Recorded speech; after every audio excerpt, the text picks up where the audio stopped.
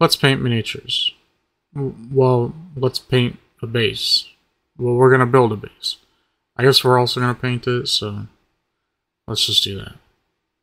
For this, we'll need a few things. Low grit sandpaper, in this case a sanding stick, super glue, Q-tips or a paper towel, a hobby knife, thin plastic card about 1mm thick, and some round plastic profiles of various sizes, and lastly, a base with which to build a setting for our miniature to stand on.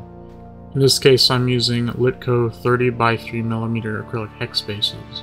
I use these because they are larger and they don't have a bevel on the side, so the top surface is larger overall and gives you more area to work with for Battletech miniatures. So to start with, I'm going to use a low grit sanding stick to rough up the base I'll be building on. This step is important as it's going to give super glue something rough to adhere to in later stages of this process. Once we finish with this, it's time to start building. This is going to be a simple hard surface base portraying, I don't know, something industrial and cool looking. First, I'll apply some super glue to the base where my plastic card will be placed. Make sure you at least get super glue around all the edges where the plastic card will be, including the edges of the base itself. We want to make sure this is going to be durable and can hold the miniature we'll later paint and glue to the base. Once the glue is applied, simply stick the plastic card down and give it a squeeze to squeeze out excess glue. Then use a cotton bud or paper towel to wipe up the excess. When I'm sure that the super glue is finished curing, I start trimming the excess plastic card off the base. To start, I use clippers, but it's easier to just place the base upside down on the surface and cut or score the plastic card and remove it that way.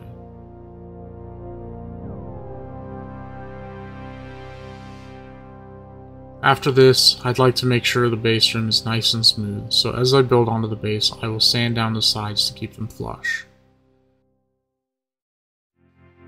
Then, I will take the same piece of plastic card I just removed, flip it around, and see if it fits on the base. I've decided that it'll look decent positioned here, so I'll repeat the process as before, apply the super glue, squeeze, and cut off the excess.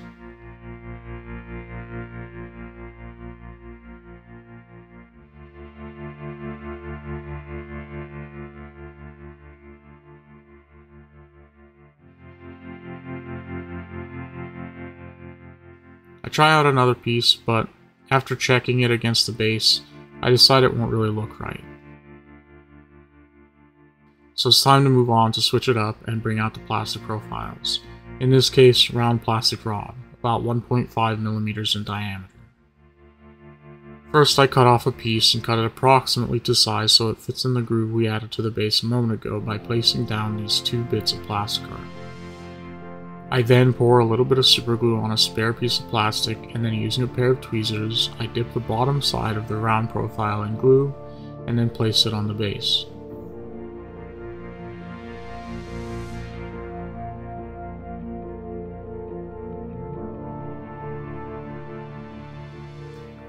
Next up, I've decided I want some small somethings on the base to add more interesting detail. For this, I grab a larger round plastic rod, and this time I'm going to carefully cut small discs from the end of the rod. Then, using tweezers again, I simply dip one side of the discs we just removed and place them somewhere interesting on the base. I also cut a small disc off of a smaller plastic rod used earlier, so I place that on the base as well. For the last bit of detail, I decided a small split in the tube we laid down earlier would add a nice touch. So using that same small rod, I cut to shape, then carefully make a small bend in the rod and glue this piece to the base as well.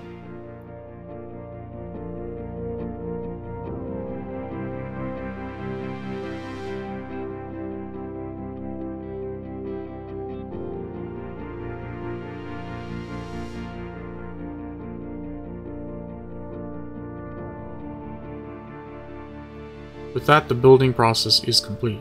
The last thing I want to do is smooth the top of the base.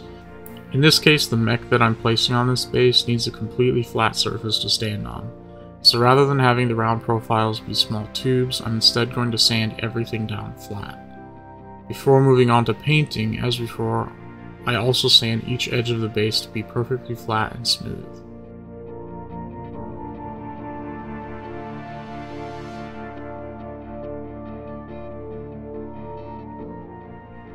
Once we finish this, it's time to paint.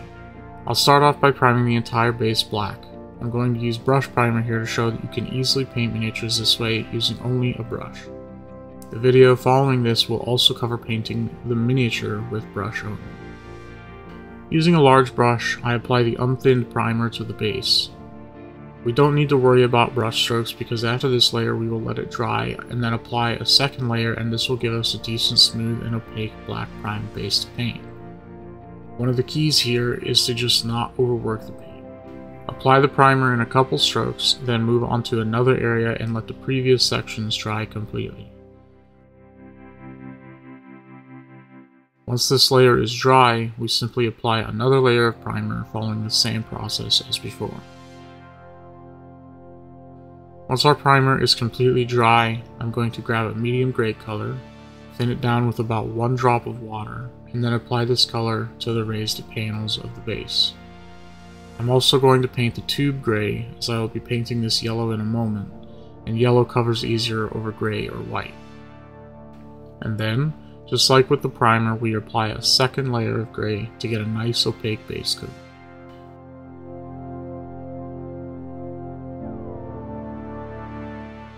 After that, I base coat our round profile. Let's call it a wire conduit. And I'm painting this in yellow to add more color to the base, and to add some simple contrast to the gray and the black.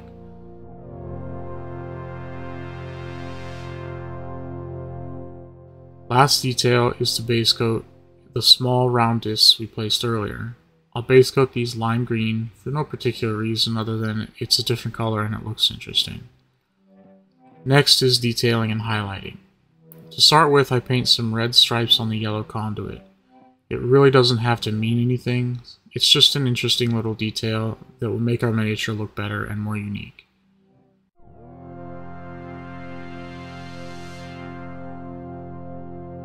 Now that that's finished, it's time to apply highlights to the entire base.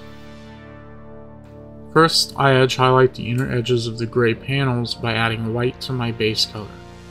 From there, it's easy enough to paint some small dots, scratches, and things like this to make it look like this plating has been worn from being run over by vehicles, mechs, etc.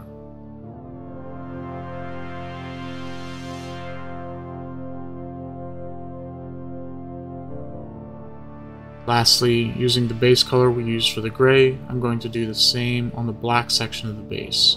I'll place highlights along the exposed part of the conduit, and as before, with some small scratches and chips.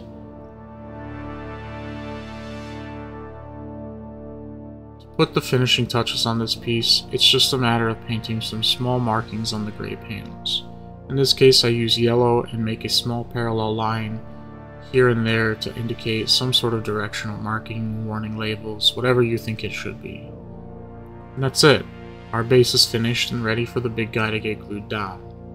In the next video, I'll be going over painting the atlas that went on this base. If that interests you and you enjoyed this video, please subscribe to be notified for future content. Down in the description below, you'll find links to my social media pages, as well as a link to the Discord server that I run that's dedicated to miniature painting. Feel free to join if you're interested, and I'll see you on the next one.